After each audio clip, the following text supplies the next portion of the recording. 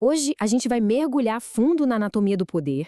Vamos usar como base uma obra que promete mostrar como ele realmente funciona, sabe? Bem longe daquilo que a gente costuma ver na superfície. A nossa fonte, o nosso guia nessa análise, é o livro Persuasão, Política e o Lado Escuro, do Fernando José Nandala. É um livro que convida a gente a encarar o poder de frente, sem filtro, incluindo o lado mais sombrio. E é exatamente isso que a gente vai fazer aqui, explorando as ideias centrais dele. E isso já nos joga direto na pergunta que vale US$ 1.000.000. Afinal, como o poder realmente funciona? A ideia aqui é partir do princípio de que o nosso entendimento sobre o assunto, o entendimento comum, é, na melhor das hipóteses, bem incompleto. Olha, essa citação do autor já define o tom da nossa conversa. O poder não é um presente, não é algo que se ganha. Ele é tomado. E mais importante, ele precisa ser entendido.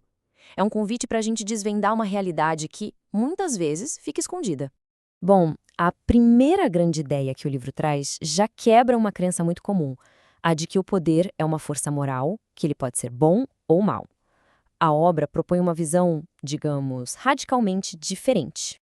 O conceito central aqui é o de poder funcional. O que isso quer dizer? Que o poder não deve ser julgado por ser bom ou ruim, mas sim pela sua eficácia. A pergunta não é qual foi a intenção, e sim qual foi o resultado. Isso muda completamente a nossa perspectiva, né? Sai da moralidade e entra na funcionalidade. E aqui a gente vê esse contraste de forma bem clara.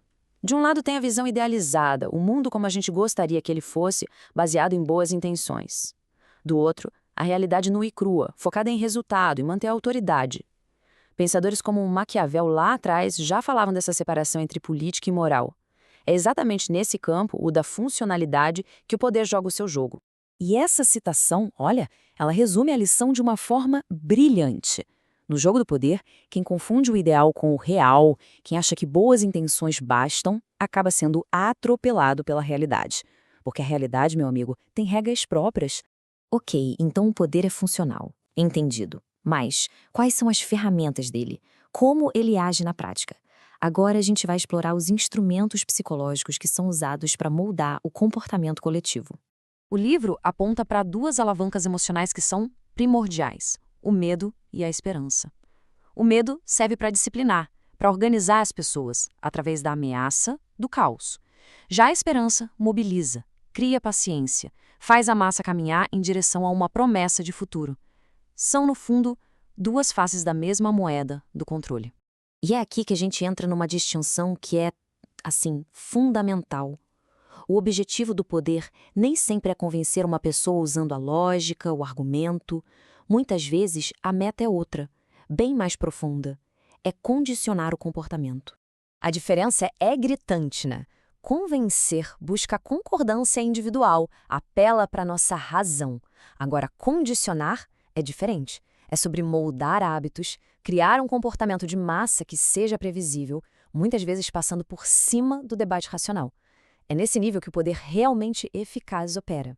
Vamos avançar agora para os instrumentos mais sutis do poder. Aqueles que não só influenciam, mas que moldam a nossa percepção e, no fim das contas, criam a própria realidade em que a gente vive. O processo que a obra descreve é quase uma fórmula, um passo a passo. Primeiro, a linguagem é usada para enquadrar a realidade, para dizer o que é normal e o que é uma ameaça. Depois, os símbolos entram em cena para criar uma conexão emocional imediata, que não passa pelo racional. E por fim, a repetição. Repetir, repetir, repetir, até que a mensagem se torne verdade, não por lógica, mas por pura familiaridade. E essa frase reforça o passo final, que talvez seja o mais poderoso de todos. A repetição não apenas informa, ela forma a nossa cabeça. A insistência cria uma sensação de que todo mundo pensa assim, uma normalidade que vira a base para sustentar o poder. Até agora, a gente olhou o poder de fora, né? Como uma força que é aplicada sobre as pessoas. Mas e quem está exercendo esse poder? Essa parte da análise muda o foco e olha para as consequências psicológicas de quem está no comando. O poder cobra um preço, e ele é alto. O livro aponta para uma solidão que é quase inevitável, uma ansiedade que não para nunca, uma paranoia que é necessária para sobreviver e um esgotamento emocional que acaba levando a pessoa a se tornar cada vez mais insensível. Isso humaniza o conceito de poder, sabe? Mostra que o fardo de quem comanda é real e bem pesado. Então, qual é a moral da história? Para que serve saber de tudo isso? A ideia não é deixar a gente cínico, muito pelo contrário. O objetivo final de desvendar esses mecanismos é nos equipar.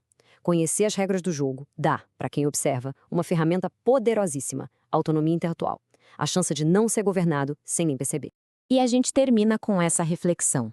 Depois de ter contato com esses mecanismos, depois de entender como o poder opera nos bastidores, a forma de enxergar a política, a mídia, as relações sociais muda completamente. A questão não é mais só observar o que acontece no palco, mas sim entender o que está se passando por trás das cortinas.